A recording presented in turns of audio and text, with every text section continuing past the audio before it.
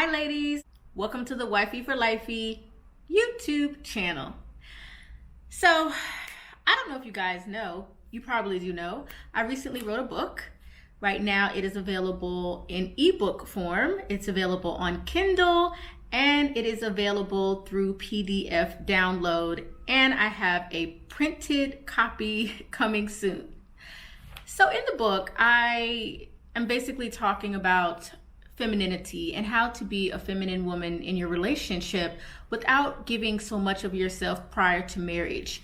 Because when you give too much of yourself prior to marriage, you may end up being hurt. And my goal here on my channel is for you to be happy, for you to thrive in your relationships with your family, in life as a woman and as a wife. And so I have a heart for women, especially young women, and I felt this book was needed because we do have a lack of role models in today's society. So I talk about femininity, how to be soft, how to be caring, how to be firm, how to have standards. All of that is in the book, and it's available for purchase at the link in the bio below.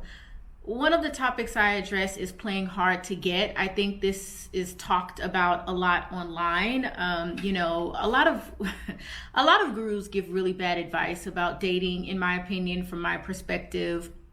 And there are a lot of videos on YouTube about how men play mind games. It's all about men playing, these men, they're just out to get you and sleep with you, which is true. But still, they are out to sleep with you. I'm not going to deny that. But I mean, it's just like people act like men are sitting around scheming on how to, betray a woman or treat a woman bad. And that's not the case. I think that just as much as men play mind games, women do the same thing. So I want to address 3 things that I see women doing that I think is hindering you from a loving, long-lasting relationship. And this video also ties in with a new post in the Wifey for Lifey group community on Patreon, where I'm speaking of how to be an enhancer in your relationship. That is truly the woman's role in a relationship. We are the enhancers. We really take whatever we have, our skills, our talents, our knowledge, and we help our husbands multiply what they have. And not just financially. I mean, we help them multiply their confidence. We help them, and aid them in being who God created them to be. We really play that role in their life as encouragers and as, a peaceful place for them to thrive.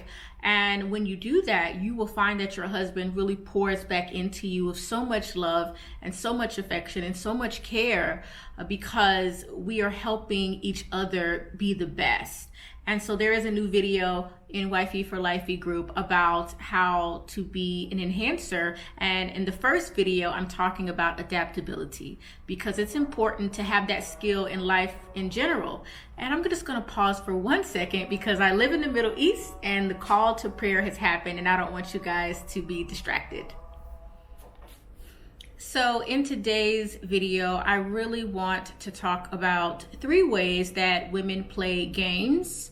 One specifically relates to wives, I think, and how we try to play games in our marriage with our husbands. And the rest of the tips for wives will be in the private Wifey for Lifey group when I release the second video on ways that we can enhance our husbands, which not only gives joy and improves our relationship, it improves our life. It's really like a circle and everything is connected. So let's talk about 3 ways that women play games. One of the ways that women play games when they are dating a man is acting as though they are uninterested when a man approaches them. So when a man approaches you and you are pretending that you are not interested in his advances when you really are. Now, no one is saying to be,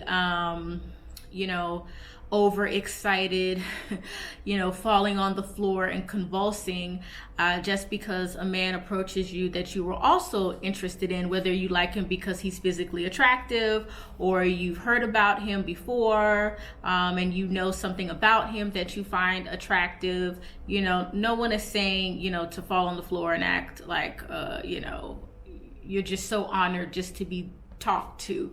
But what I'm speaking of is, I think as women, we love being desired. We loved being, I don't want to say chased, but we love being pursued. We love attention. And sometimes I think women try to prolong that, or they try to hide how much they like a guy. There is no benefit in trying to hide how much you like a guy. I talk about this in my book. I never tried to hide that I liked my husband. Never, ever. That was not something that I had to do, because my husband was not, well, you know, he wasn't my husband when I was dating him, but he's my husband now.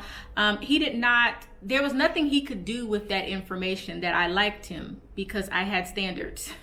And there were certain things that I would do. There were certain things I wouldn't do. So it really doesn't matter if a guy knows that you are digging him, or that you're into him, or that you even adore him when you start a committed relationship, because a man can only do to you what you allow them to do. So I don't see any true benefit in trying to play games. He calls you, you won't pick up. You wait 2 days later to call him back. You know, he's texting you, he's trying to take you out, and you're trying to play some weird game of, you know, chase me more, desire me more.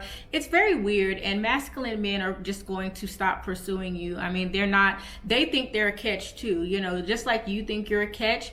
Men also know if they're a catch or not, and they're not going to keep chasing you. Not a good high quality man. I mean, that's a low value type of thing, chasing someone, begging them to take them out. That's just weird, and I don't see how that benefits women. I think women do this, and you could actually lose a good prospect or a good guy that would be great for you.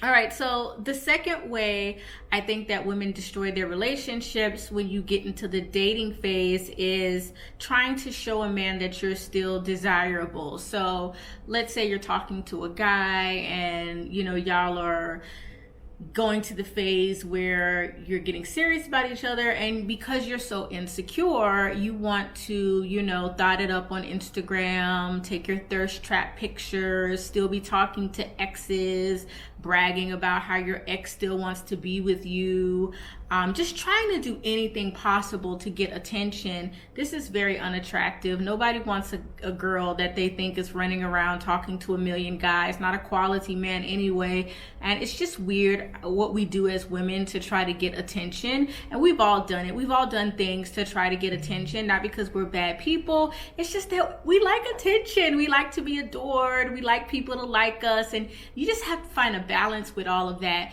And I think when I see a lot of women online today, they're just doing things that are very unbecoming, very unladylike, definitely not things that a feminine woman does, definitely not things that a woman of character does.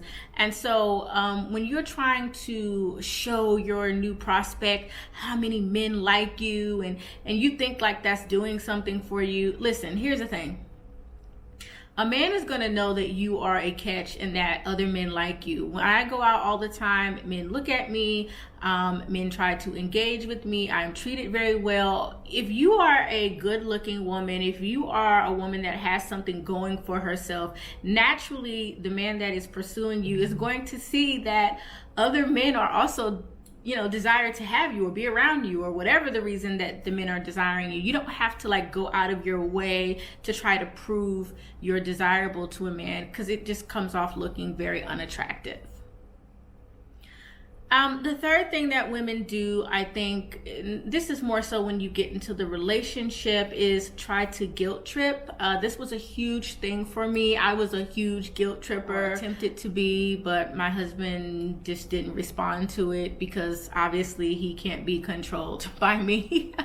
Although I wish, no, I don't, because that would make him weak. I was going to say I wish he could be controlled by me, but no, I don't. That would be very, very unattractive, actually, and I probably wouldn't be attracted to him. But I would try to guilt trip him, and maybe sometimes it would work temporarily, but what it would end up doing is causing resentment.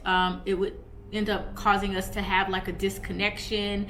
You know, when you try to deliberately make your man feel bad about himself, you're really hurting yourself. I mean, this is your partner, and when you get married, your partner is a reflection of you. And so when you deliberately try to guilt trip, try to, you know, stimulate emotion in your man by saying mean things or bringing up things that he did to hurt your feelings in the past as a way to get what you want, all of that is manipulation. And even if you are winning at it with some beta male right now, and some beta male is allowing you to guilt trip him and make him feel bad when really he's trying to do the right thing, ultimately you're going to end up disliking this man because you're going to think he's weak.